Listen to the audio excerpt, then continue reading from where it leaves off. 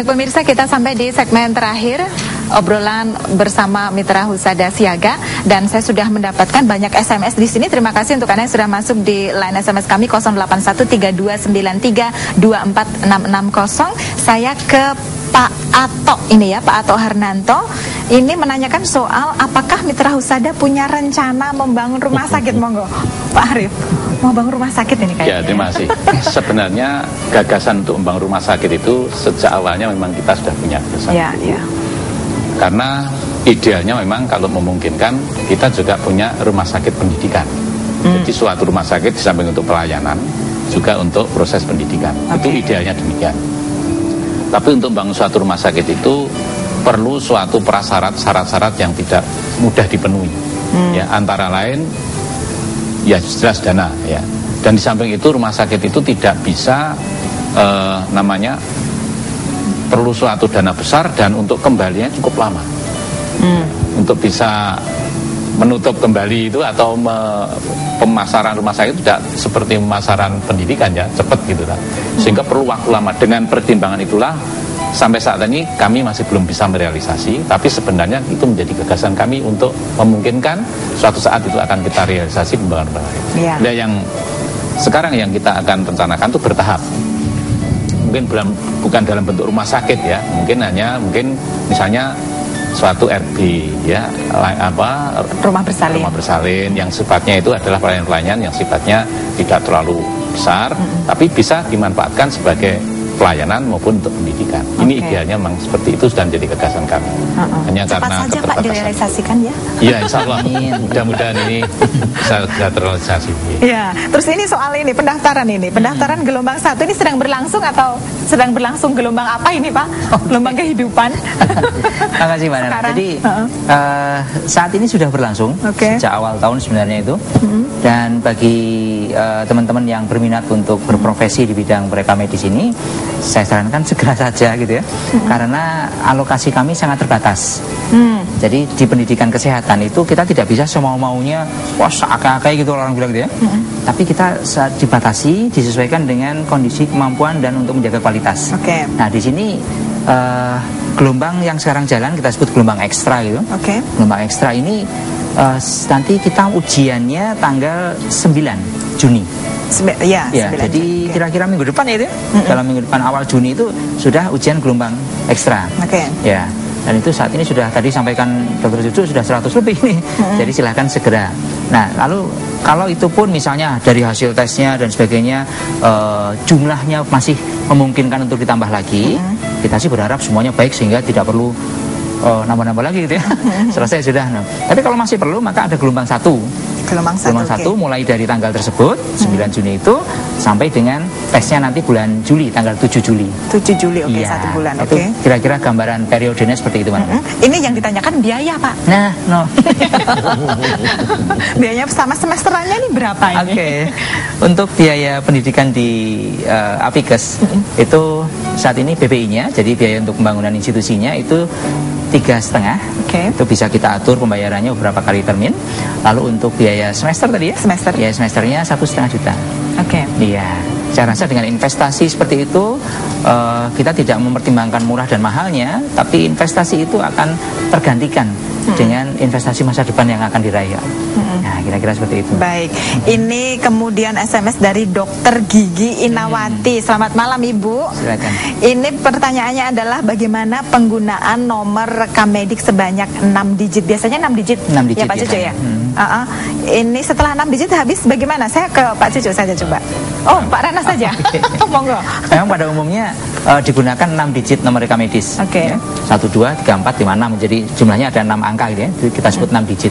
6 digit ini kalau kita mulai dari 000000 misalnya sampai dengan 999999 berarti cukup untuk 1 juta. 1 juta pasien atau 1 juta layanan gitu. Nah, yang ditanyakan terus kalau itu habis. Kalau habis sudah sampai 999999 apa kembali ke 00 lagi?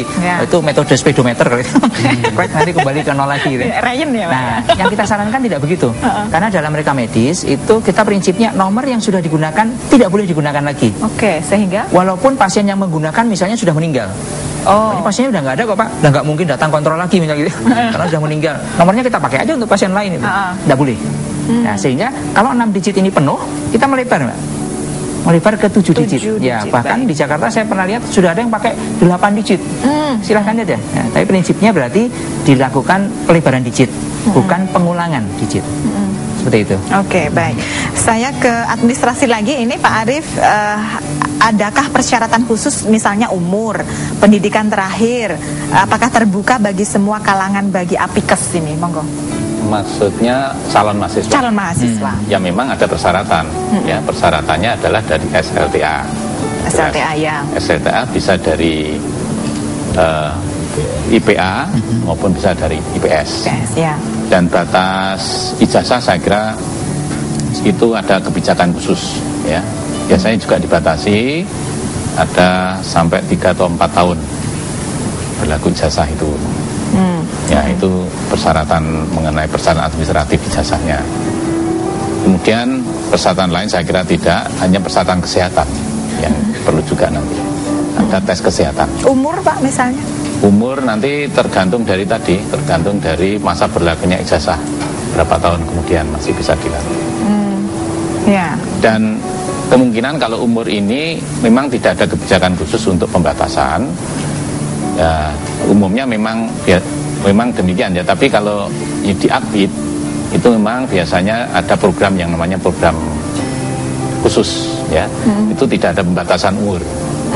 Ada program khusus yang itu khususnya adalah untuk melayani para lulusan bidan yang pada waktu itu masih belum D3. Sekarang ada kewajiban bidan itu harus mempunyai ijazah D3, maka yang sudah praktek lama umurnya sudah istilahnya kedaluarsa atau bagaimana itu masih boleh ikut program khusus ini. Tapi memang kelasnya tetap, beda. Iya, kelasnya beda dan juga tetap harus memenuhi persyaratan kesehatan yang masih memungkinkan untuk menjalankan praktek bidan. Iya. Oke, baik. Terus ada lagi SMS ini Pak Cucuk yang menjawab barangkali, apakah lulusan apikes setelah lulus disalurkan ke lahan kerja? Untuk sementara ini kita bisanya hanya membantu memberikan informasi di mana ada tempat untuk bisa menerima tenaga tersebut. Kami itu merupakan salah satu upaya untuk mencari kemitraan para pengguna tenaga kerja yang dari lulusan-lulusan kita. Tapi itu kita belum sampai ke sana di dalam penggarapan ini. Tapi insya Allah nanti ke depan akan kita coba seperti itu. Jadi sementara kita lulusan kemarin ada yang kita rekrut masuk ke yayasan juga. Jadi dia punya prestasi yang baik untuk reward juga pada mereka yang punya prestasi yang baik. Oke, kalau ini ada pertanyaan selanjutnya soal Akbid ini. Sejauh mana evaluasi kualitas lulusan Akbid di Mitra Husada? Mungkin bisa dilanjutkan. Terima kasih Mbak Nana. Jadi kita ada beberapa upaya yang kita pakai untuk mengevaluasi lulusan Akbid yang ada. Yang pertama internal di dalam akademi sendiri. Kita selalu melakukan suatu kajian-kajian dan analisis bagaimana proses pembelajaran itu berlangsung dan hasil dari saat evaluasi pembelajaran. Satu itu. Yang kedua, kita agak dipercepat, komunikasikan dengan pemberi kerja. Jadi misalnya lulusan Mitra Husada bekerja di rumah sakit A. Kita minta masukan dari rumah sakit A, bagaimana kualitas atau kinerja mereka dari kita. Terus yang ketiga di lahan praktek, kita selalu minta masukan dari para CI dan dari komunitas di lahan praktek seperti apa kualitas lulusan mahasiswa yang ada di sana. Yang kita lakukan seperti itu. Ya, kita sudah sampai di ujung obrolan kita, Pak Arief. Saya beri kesempatan untuk Anda menyampaikan harapan Anda terakhir, mungkin juga mau mengajak masyarakat Solo, Karanganyar dan sekitarnya, monggo. Ya, terima kasih. Kami selaku pembina mengajak pada semua jajaran di mana saja yang berkaitan dengan proses pendidikan kesehatan ini supaya kita tidak kalah dengan negara-negara lain terutama di Indonesia ini, terutama di Indonesia dengan cara meningkatkan kualitas pendidikan yang tentunya selalu harus menyesuaikan kebutuhan perkembangan teknologi dan ilmu ya, karena selalu harus diikuti perkembangan itu. Kalau tanpa itu saya kira tidak mungkin. Dan itu pun semuanya harus ada dukungan dari pihak stakeholder ya, pengguna. Baik. Ya, makanya kami juga mengharapkan adanya masukan dari para stakeholder yang telah menggunakan produk atau lulusan kami.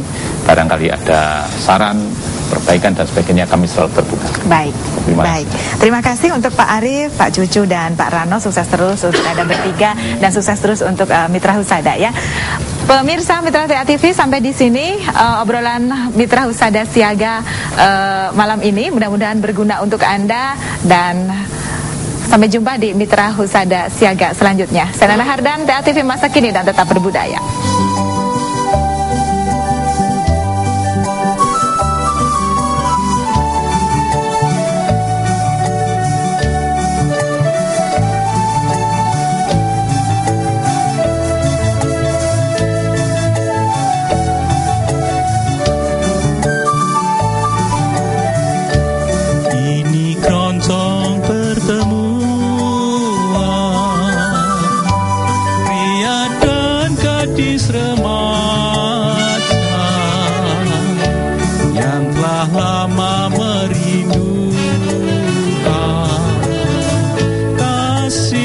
Yang bersama indah dan syahdu kisahnya, seakan jauh di surga. Betapa tulus impiannya, ingin hidup bersama.